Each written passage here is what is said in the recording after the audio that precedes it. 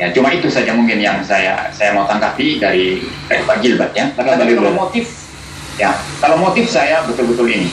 Ya, terima kasih Pak. Pak Gilbert silakan Pak, berkata apa Pak Gilbert? Nah, sampai di sini saya bilang saya sama Pak Muri berbeda.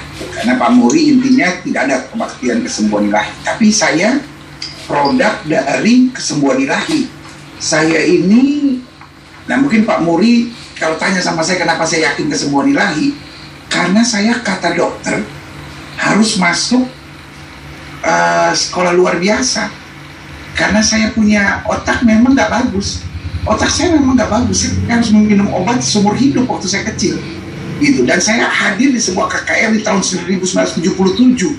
Gitu. Dan saya didoain. Dan obat yang saya punya waktu itu saya buang.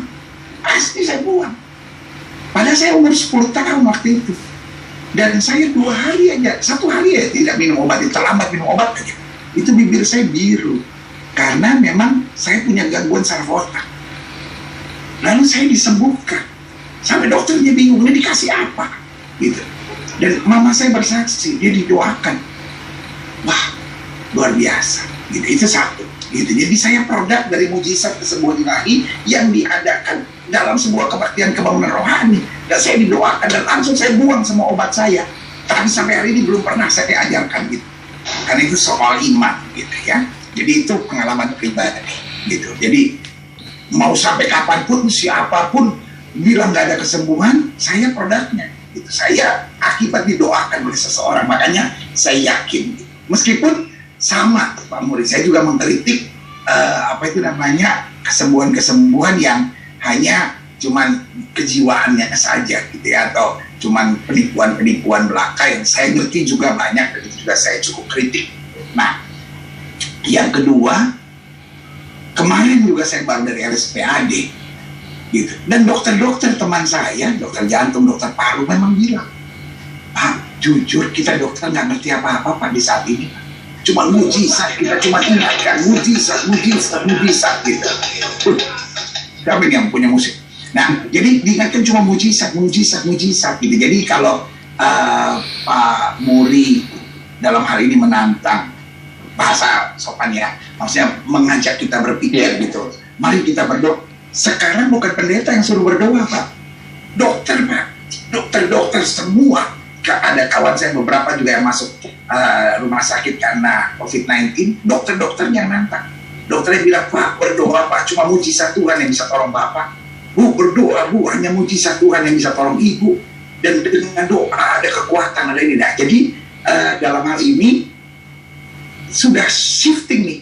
Sudah bukan pendeta-pendeta pembuat mujizat, dokter-dokter. Makanya kenapa saya eager gitu. Kenapa saya tuh, aduh kok menantang mujizat, dokter-dokter aja gitu, di bahasa saya jelas. Di dokter-dokter aja lagi berharap gitu, Bu, doa Bu, ada mujizat, cuma mujizat. Dokter saja sedang ngomong, ayo percaya mujizat. Lalu kemudian ada pendeta-pendeta. Nah, itu makanya bahasa saya misalnya, tapi itu gaya saya gitu, bukan karena kebencian. Dengan ponggahnya misalnya, dengan ponggahnya bicara, mana mujizat? Dokter lagi ngomong, Pak. Dokter lagi ngomong.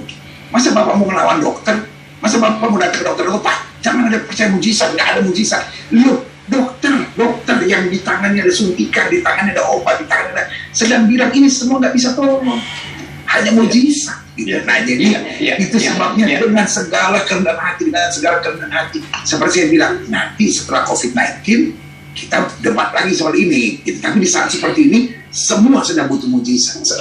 Kita jadi sekarang keluar, Pak, kita keluar. Ya kan, yang biasanya mungkin kita main jalan aja, sekarang sambil pakai masker kita doa, Tuhan lindungi saya, jangan ada virus gitu. Jadi justru sekarang semua sedang menantikan mujizat Pak gitu. Ya, Pak. Dan kalau kita pergi keluar rumah, kita kembali ke rumah, kita tidak terkena COVID-19, itu pun mujizat gitu. Jadi mungkin Pak Muri punya konsep tersendiri tentang mujizat yang liar gitu ya, mujizat yang liar, yang kita sepakat, kita juga setuju. Dan mungkin konsep mujizat tetap sama. Bukan apa yang saya mau, tapi apa yang Tuhan mau. Ya, terima kasih Pak. Jadi begini Pak, gini. Jadi sebetulnya saya tidak anti bahwa Tuhan bisa mengadakan mujizat, tidak. Di GRI di kalangan Pak Tong sendiri tidak anti Pak, tidak anti. Ini yang pertama. Bahkan pendeta di GRI saya tahu sendiri satu orang ya, itu dia sudah itu didiagnosa kanker sudah stadium berapa begitu ya, pokoknya sudah parah. Tetapi kemudian dia berdoa, dia mohon Tuhan sembuhkan dan sembuh. Amin. Tidak pakai itu, sembuh betul. Nah, tetapi kan yang kita lihat, dia bukan pergi saksikan kesembuhannya apa segala macam, tidak, tetap konsisten beritakan firman. Nah, itu. Jadi kita bukan anti kesembuhan sih, cuman kalau saya secara teologis posisi saya, mujizat kesembuhan sebagai karunia rohani bagi saya sudah selesai. Tetapi Tuhan masih bisa mengerjakan mujizat itu di dalam koridor providensi ilahinya terhadap orang-orang percaya. Jadi tanpa orang harus punya karunia kesembuhan, karena bagi saya sudah selesai itu. Orang bisa berdoa kepada Tuhan, dia tidak mampu ya, mau ke rumah sakit, obat-obatan terlalu mahal, biaya operasi terlalu mahal, lalu dia berserah kepada Tuhan, Tuhan sembuhkan saya tidak punya uang untuk operasi. Tuhan bisa menyembuhkan dia pakai mujizat. Saya percaya itu, kita percaya itu. Potong dulu ya, Pak Murid. Saya ada di pedalaman Kalimantan, saya ada di pedalaman Papua. Lalu kemana? Saya mesti suruh mereka ke rumah sakit. Dokter datang ke beberapa daerah itu sebulan sekali. Iya kan? Saya pendeta. Cuma satu yang saya bisa kabarkan, mujizat masih ada. Jadi menyambung pembicaraan Bapak, saya ini bukan seperti saya bilang, saya ketemu gedung-gedung ber-AC 13 tahun terakhir ini. Tapi biasanya saya ada di lapangan-lapangan, saya ada di kampung-kampung, saya ada di tempat-tempat. Nah itu, saya misalnya waktu itu ada di Tanah Merah, di Bovendigul. Itu Bovendigul baru sekali jadi belum jadi kabupaten, baru rencana jadi kabupaten. Nah itu juga begitu, sebulan sekali dokter baru datang. Puskesmas ada, tapi dokternya baru sebulan sekali datang. Gitu. Nah di saat-saat seperti itu, apa yang bisa saya kabarkan? Mereka butuh mujizat, mereka sakit gitu. Dan puji Tuhan, banyak dari mereka yang mengalami kesembuhan, dan waktu setahun kemudian saya datang, mereka masih sembuh gitu karena Tuhan gitu. Jadi di sini mungkin seperti saya bilang, posisi kita berbeda. Tetapi karena saya mengalami gitu, jadi saya akan memberitakan. Tetapi marilah kita seperti saya bilang, tetap meyakini satu gitu, mujizat masih ada gitu. Nah, ketika kita sepakat mujizat masih ada, kita juga sepakat ada praktek curang, ada praktek cari duit, ada praktek cari nama, ada praktek-praktek klinik dalam kesembuhan gitu. Tetapi kesembuhannya asli. Nah, mungkin istilah kita ya kesembuhannya asli, Bapak percaya, saya percaya. Nah, kita sedikit lagi dari saya, sedikit ya. Jadi gini sebetulnya, yang penting di sini sebetulnya intinya adalah di mana mujizat itu kita tempatkan. Ini sangat penting. Ya, kalau sampai orang bikin kebaktian kesembuhan ilahi itu jadi mujizat itu jadi center dalam kebaktian itu. Ini yang bahaya sekali, dan ini tidak diajarkan Alkitab. Ya begitu.